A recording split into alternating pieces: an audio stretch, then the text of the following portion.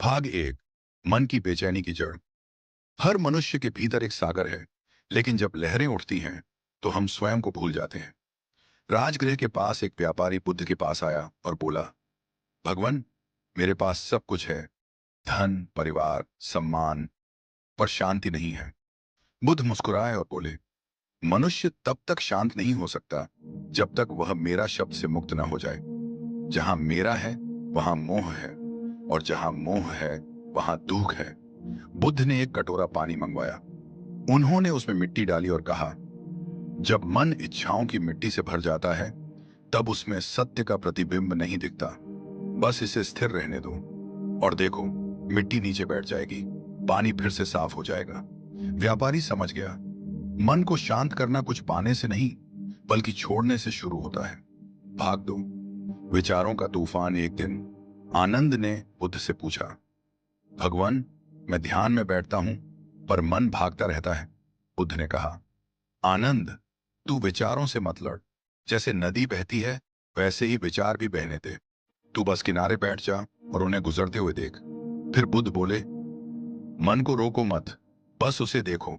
जो देखता है वही धीरे धीरे शांत हो जाता है। बुद्ध का यही उपदेश ध्यान की सबसे बड़ी कुंजी बना। मन को शांत करने का पहला कदम है विचारों को नियंत्रित नहीं बल्कि साक्षी भाव से देखना। भाग तीन। दुख का मूल कारण। एक दिन बुद्ध एक गांव में उपदेश दे रहे थे। एक किसान बोला, भगवान, मेरे खेत में पानी नहीं आता, मेरी पत्नी बीमार रहती है और मेरा बेटा मेरी बात नहीं मानता। क्या आप मेरी सारी समस्याएं हल कर सकते हैं? बुद्ध मुस्कुराए और बोले, मैं तेरी 83 समस्याएं हल नहीं कर सकता, लेकिन मैं तेरी 84वीं समस्या जरूर मिटा सकता हूं। किसान चकित हुआ। वो कौन सी? बुद्ध बोले, तेरी यह धारणा कि तुझे समस्या नहीं होनी चाहिए। यही मन की अशांति की जड़ है कि हम जीवन को जैसा है वैसा स्वीकार नहीं करते। भाग चार। वर्तमान में रहना सीखो। बुद्ध ने कहा, जो बीत गया उसे जाने दो, जो आने वाला है उसे मत सोचो, और जो अभी है उसमें जीना सीखो। एक दिन एक व्यक्ति बुद्ध से बोला, मेरा मन हमेशा अतीत में भटकता है। बुद्ध ने मुस्कुराते हुए कहा, तो तेरा मन उस जगह है जहां तू कभी नहीं जा सकता।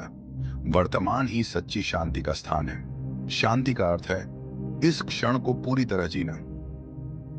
भाग पांच। क्रोध का विष। एक व्यक्ति बुद्ध को गालियां देने लगा। बुद्ध शांत खड़े रहे।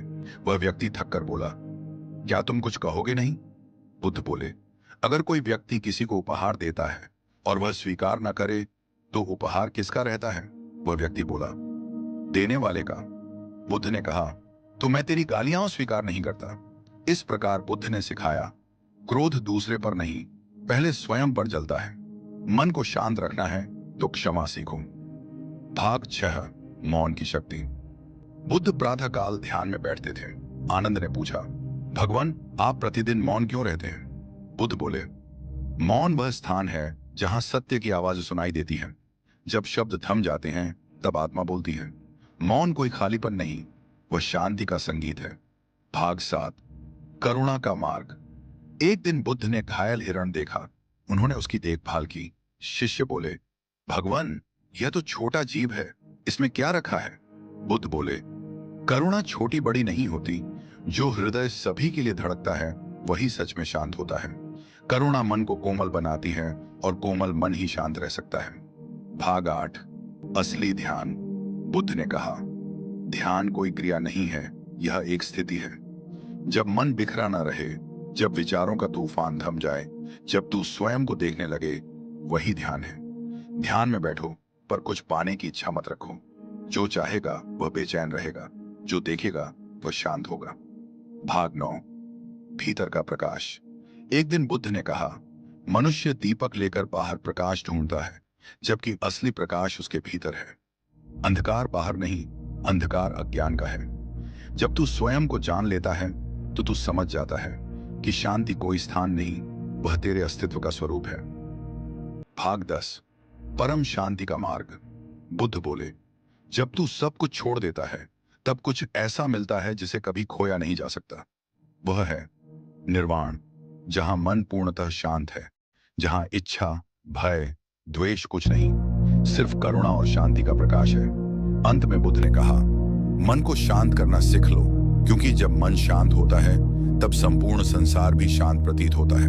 कथानक का समापन, जो सुन रहा है वह बस अपनी सांसों को महसूस करे, हर सांस के साथ मन को स्थिर करे और बुद्ध की उस वाणी को याद रखे, मन को शांत करना ही सबसे बड़ा धर्म है।